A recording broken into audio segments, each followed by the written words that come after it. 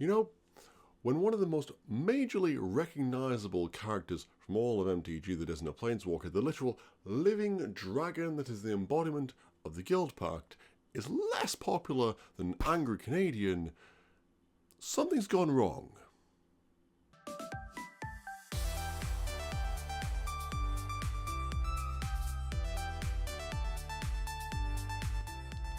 Hello everyone and welcome back to Affinity for Commander, where today we're discussing some problems caused by some recently printed legends. As always, if you wish to purchase any of the cards I'm going to be talking about here today, then please do so through any of our lovely affiliate links in the description box below. It doesn't cost you anything extra, but really helps the channel out quite a lot. And as always, all prices you see here today are provided by our fabulous sponsor, the amazing cardmarket.com. Now, let's take a look at some of the most popular recently printed commanders and try and establish why this has my goat, why my chill is completely vaporized, and why my panties are very much in a bunch. Which essentially boils down to the quintessential problem of printing really good cards and then restricting access to them. When you look at cEDHrec.com, you tend to see the same cycle whenever a new set comes out. The new and impactful and lovely and exciting commanders are the things that dominate the past few months' page, and then even a few, especially the ones that give some new spice or flavour to an already existing archetype, might even break into the past 2 years column and make a splash there. But that hasn't happened this time around. The most recently printed Magic the Gathering set is of course Foundations and ergo Jumpstart as well, and they just simply aren't present there. And yes, I know it's more of a standard focus set, but even so, there are amazingly new, powerful and quirky and fun commanders, and let's not forget the addition of commanders to amazing tribes that just simply didn't have support or a legend for them up until this point. Shameless plugs for videos are found here and here. In fact, the best argument you can make for a Foundations commander breaking into the limelight is Lathril, and they are very much a reprint, so 100% do not count.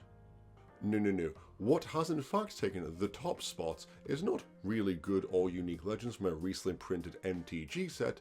No, they are from a secret lair. The word dropping bitterly from my mouth like a box of unwanted kittens into a river. Yes, the top spots for build commanders contain 3 you can only get from a secret lair, with Storm at number 1, Captain America at number 2, and Wolverine at 5. Now, this would normally not be a problem, and I get it. These 3 are extremely good, especially Storm and Cap. Storm is being tested at cEDH for her unique ability to add a rather broken keyword to any instant or sorcery card. And Cap is just Jeskai equipment, already a strong deck with enough support to make your head spin with all the options available. But he also allows for something the deck hasn't had before, which is a combo piece in the command zone.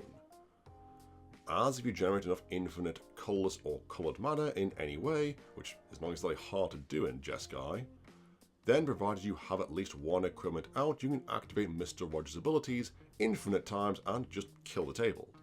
And Wolverine is, well, honestly, it's Wolverine. I don't really rate the card as highly as most people do, but honestly, Hugh Jackman could probably sell anything at this point.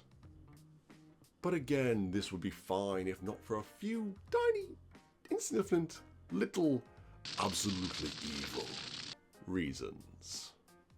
These cards are only found in a Marvel Secret Lair exclusive product, which is only purchased from Wizards of the Coast.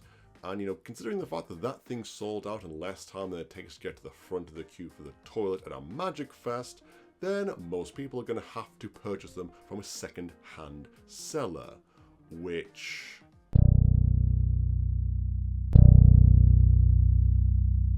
yeah, good luck getting those for a reasonable price. Which brings us to the crux of the issue, which if you were not able to get these secret lairs in that incredibly short time window, then the only way you get to play with these game pieces is by going to the secondary market, and you won't even get the alternative versions of the cards that come in the secret lair, which, yeah, I know, they're not actually needed for the deck to function, but still a massive feels bad moment when you're paying for 1 legend nearly for the price of an entire secret lair that someone else got, just because they happened to be there getting it. Equally, and not to be underestimated, Wizards are not idiots when it comes to designing cards. They know what they are doing. For the most part, they know what powerful and good cards are. So when they are designing cards like Storm and Cap, they know these are going to be powerful cards, let alone combining that with a very popular IP like Marvel. Now, this isn't the first time this has happened. Back in 2020 with the Walking Dead Secret Lair, people were rightfully angry about it then too. These then did get a proper printing in Magic's core run, but they were still in a special slot in the booster packs, so they were not as common as some people would have liked. But then, as if to show they hadn't learnt anything, Wizards did it again in 2021 with a Stranger Things Secret Lair, which was, again, thankfully also printed into regular Magic products. Honestly though, I don't mind the Stranger Things Secret Lair, and it's kind of exactly what I think an IP Secret Lair with unique cards should be. These cards are clearly designed for more flavorful play rather than power, and the Friends Forever line is a lovely touch. And come on, no one was breaking down Wizards HQ for an 11 card, were they? Like they were when, Rick got released. But Alex, I hear you cry. These Secret Lairs all got reprinted in universes within products, so this is just going to happen with the Marvel Secret Lair, so what are you whining about? Well, you Phyrexian apologists, here's the thing about that. Wizards did initially say 3 years ago that they would be always making sure that they print unique cards from Secret Lairs into universes within products. And Mark Rosewater did say that on his blog, and I quote, "All unique mechanical cards from the Marvel Secret Lair will appear later in the same mechanical form, possibly with the same name in some product." Now that is not very reassuring. Now this could be in special slots in the Spider-Man set that is coming out, considering they share a universe. But even so, that might still just be, again, special slots in the boosters. And if these are like, the mythic rare percentile of having one in your pack, then that's not really going to help the problem a lot. Which again gets me to one of the ethoses of this rant stroke video, is that I still find it very awkward and weird the fact that we are locking game pieces behind essentially a timer and an amount of money that you need at that exact moment to get this game piece. When again, this doesn't need to happen, especially when, as I will keep constantly pointing out, it costs Wizards the exact same amount of money to print an Explore as it does to print a Storm. Literally, same amount of money required.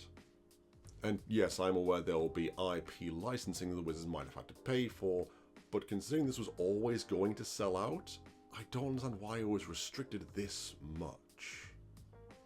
And this can be especially frustrating for players that just wanted to play with their favourite characters, when there can be so many different things that can be done to alleviate this problem at no cost to Wizards. Go back to printing Secret Lairs on demand. Yes, I'm aware that it takes quite a bit longer to get the Secret Lairs to people, but honestly I think people would rather wait a little bit rather than just simply not have the opportunity to have them at all.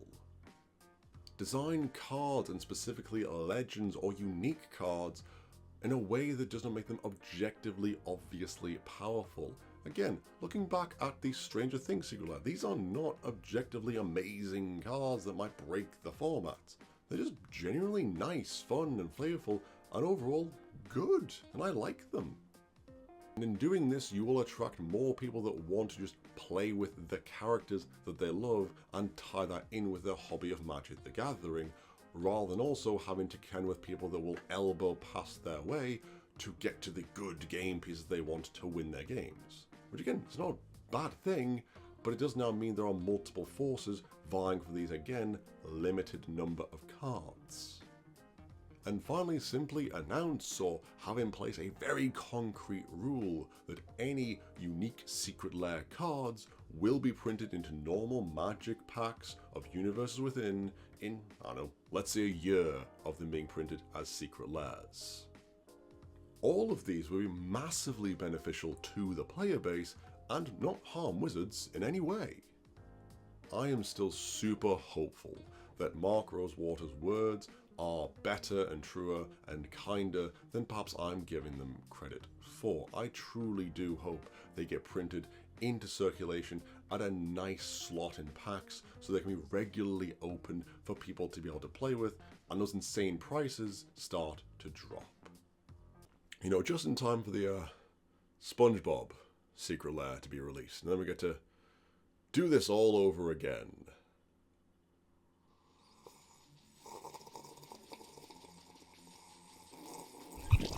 And that will be the end of the video, guys. Thank you so much for watching. What do you think about Legends printed directly into Secret Lairs being unique cards? Let us know in the comments below. We read every single one. As always, this video on all Affinity for Commander content is made possible thanks to the support of our amazing patrons.